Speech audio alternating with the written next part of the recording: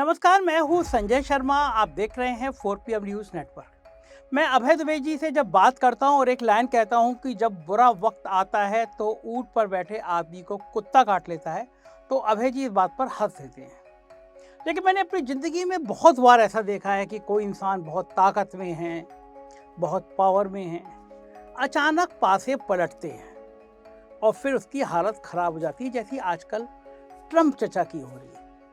पूरा अमेरिका को तबाही के कगार पर ले आए हैं ट्रम्प चचा, और अमेरिका में एक विद्रोह की आवाज सुनाई दे रही है। आप सोचिए, दुनिया का सबसे ताकतवर देश, उसका सबसे ताकतवर राष्ट्रपति, जब वक्त बदलता है तो एप्स्टीन फाइल खुलती है, पूरी दुनिया थूकती है उसके ऊपर। छोटी छोटी मासूम बच्चियों के शरीर से खिलवाड़ करता हुआ ये शख्स नजर आता है।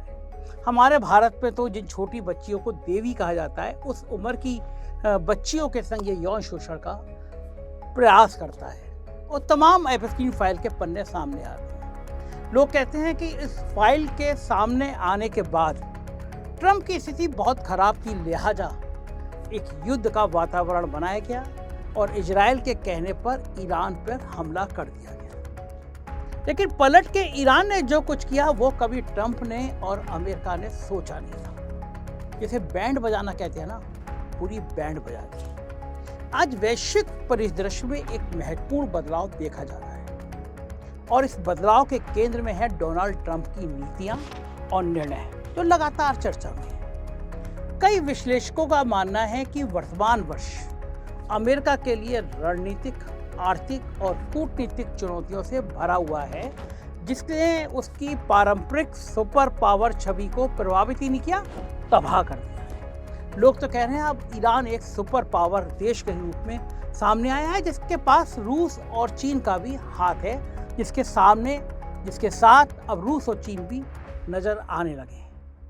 अमेरिका लंबे समय तक वैश्विक राजनीति और सुरक्षा व्यवस्था का केंद्रीय स्तंभ रहा। उसकी सैन्य उपस्थिति, आर्थिक ताकत और गठबंधनों का नेटवर्क उसे विश्व नेतृत्व की स्थिति में बनाए रखते थे।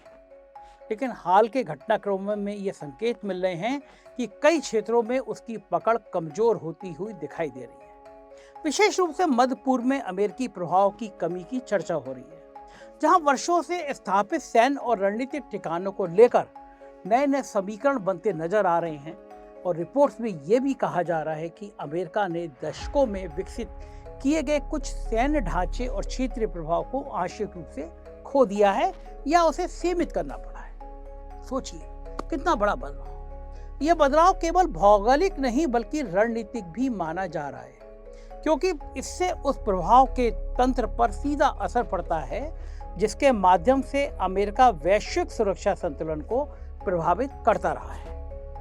आर्थिक मोर्चे पर भी पेट्रो डॉलर व्यवस्था को लेकर भी चर्चाएं तेज हुई है। वो प्रणाली जिसके तहत वैश्विक तेल व्यापार मुख्यतः अमेरिकी डॉलर में होता रहा है, लंबे समय तक अमेरिका की आर्थिक शक्ति का आधार रही है। हालांकि हाल के कुछ वर्षों में कुछ देशों द्वारा वैकल्पिक मुद्रा व्यवस्थाओं पर विचार किए जाने से इस प्रणाली के भविष्य को लेकर सवाल उठने लगे।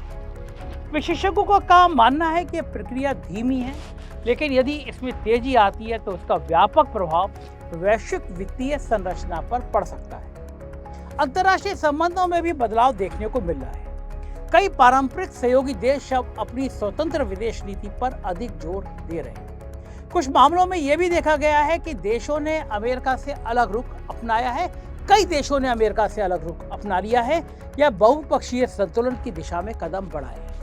उदाहरण के तौर पर कतर सहित मध्य पूर्व के कई देशों ने अपनी रणनीतिक प्राथमिकताओं में विविधता लाने की कोशिश की है, जिससे क्षेत्रीय शक्ति संतुलन में बदलाव की संभावना बनती जा रही है। देख लिया सऊदी ने, दुबई ने कि अमेरिका के साथ का कोई फायदा नहीं है, ये खुद को नहीं बचा पा रहा, ये हमें क्या बचाएंगे। अमेरिका के अंदरूनी परिदृश्य में भी राजनीतिक और सामाजिक ध्रुवीकरण बढ़ा हुआ दिखाई देता है। डोनाल्ड ट्रंप के समर्थक समूह, जैसे मागा आंदोलन के रूप में माना जाता है, उसके भीतर भी विभिन्न मुद्दों पर मतभेद सामने आ रहे हैं। खासतौर पर विदेश नीति और मध्य पूर्व से जुड़ी प्राथमिकताओं को लेकर अलग अलग दृष्टिकोण दिखाई देते हैं।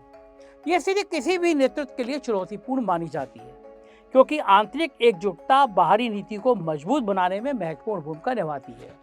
इसी संदर्भ में जेफरी एप्स्टीन से जुड़ी फाइलों और दस्तावेजों को लेकर भी चर्चा जारी है। इन दस्तावेजों में कई महत्वपूर्ण प्रभावशाली व्यक्तियों के नाम सामने आने की बात कही गई है। हमने कुछ नाम सामने ला दिए, कुछ चर्चा कर दी, तो भारत में हमारा नेशनल चैनल बंद कर दिया गया। इसमें डोनाल्ड ट्रंप का नाम भी चर्चाओं में शामिल रहा है।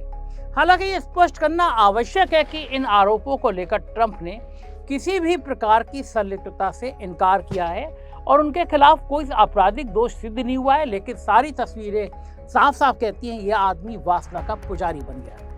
इसके बावजूद ऐसे मामलों का राजनीतिक प्रभाव दिखाई पड़ता है क्योंकि वो सार्वजनिक धारणा को प्रभावित करते हैं। वैश्विक शक्ति संतुलन के संदर्भ में यह भी महत्वपूर्ण है कि दुनिया अब बहुध्रुवीय व्यवस्था की ओर बढ़ रही है। चाइना और रशिया जैसे देश अपनी अपनी रणनीतिक और आर्थिक ताकत को मजबूत कर रहे हैं, जबकि यूरोपियन यूनियन भी एक स्वतंत्र शक्ति केंद्र के रूप में अपनी भूमिका को परिभाषित कर रहा है। इस बदलते परिदृश्य में अमेरिका की भूमिका भी पुनर्संतुलन के दौर से गुजरती हुई दिखाई दे रही है। विश्लेषकों का मानना है कि यह स्थिति किसी एक निर्णय या घटना का परिणाम नहीं है, बल्कि कई वर्षों से विकसित हो रहे वैश्विक परिवर्तनों का समेकित प्रभाव है। इसमें भू राजनीतिक प्रतिस्पर्धा, आर्थिक पुनर्संतुलन, क्षेत्रीय गठबंधन और आंतरिक राजनीतिक गतिशीलता सभी शामिल है। फिलहाल ये कहना जल्दबाजी होगी कि अमेरिका की विश्व स्थिति स्थायी रूप से कमजोर हुई है या ये केवल एक संक्रमण का दौर है, लेकिन सभी का मानना है कि अमेरिका अपने सबसे कमजोर दौर में पहुंच गया है। इतिहास बताता है कि बड़ी शक्तियां समय समय पर चुनौतियों का सामना करती हैं, कई बार उनसे उबरकर और मजबूत होकर सामने आती हैं, लेकिन ट्रंप के मामले में ऐसा नजर नहीं आता। हालांकि यह भी स्पष्ट है कि वर्तमान परिस्थितियां डोनाल्ड ट्रंप के नेतृत्व के लिए एक परीक्षा है और वो परीक्षा में लगातार फेल हो रहे हैं। आने वाले समय में उनके निर्णय और नीतियां तय करेंगी कि इस बदलते हुए परिदृश्य में अमेरिका अपनी स्थिति को कैसे संभालता है। अमेरिका के संदर्भ में भारत को भी थोड़ा सा देखना चाहिए। जब ट्रंप ने वहां पर राष्ट्रपति पद की शपथ ली तो हमारे यहाँ के भक्त जिनके दिमाग में गोबर भरा हुआ है वो ट्रंप की फोटो लगा के हवन कर रहे थे, आरती कर रहे थे, जय ट्रंप देवा, जय ट्रंप देवा। उनको लगता था ट्रंप आ गए तो हमारे विश्व गुरु जी के दिन बदल जाएंगे, हमारे विश्व गुरु वास्तव में विश्व गुरु हो जाएंगे, 56 इंच का सीना और 58 इंच का हो जाएगा। लेकिन ट्रंप ने सबसे ज्यादा बुरा हाल किया तो वो भारत का किया। दुनिया के किसी भी देश को नागरिक को विदा किया तो उसको हथकड़ी और बेड़ी नहीं लगाई, लेकिन कोई भारतीय जब आए तो भारतीयों को हथकड़ी और बेड़ी लगाकर वापस किया गया। हमारे विश्व गुरु आवाज नहीं निकाल पाए। ऑपरेशन सिंदूर में जब भारत और पाकिस्तान की चुनौती चल रही थी, अचानक ट्रंप ने कह दिया कि मैंने दोनों से कह दिया मत लड़ो। जैसे ट्रंप ना हो गए क्लास के हेडमास्टर हो गए जब वो भारत और पाकिस्तान को डांट देंगे, और हुआ भी यही कि युद्ध कुछ देर बाद रुक गया। जाहिर है कि एक के बाद चाहे टैक्स का मामला हो या मोदी जी का अपमान करना हो, ट्रंप ने कभी किसी को छोड़ा नहीं। अब ट्रंप की कुर्सी खतरे में है और भारत सरकार के ऊपर सवाल उठ रहे हैं कि ईरान जैसे पुराने दोस्त को हमने कैसे छोड़ दिया।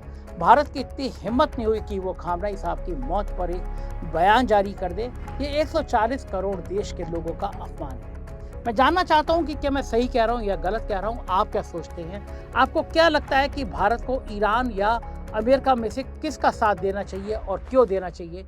मुझे ज़रूर बताइएगा। मुझे आपकी राय का इंतजार रहेगा। शुक्रिया, थैंक यू।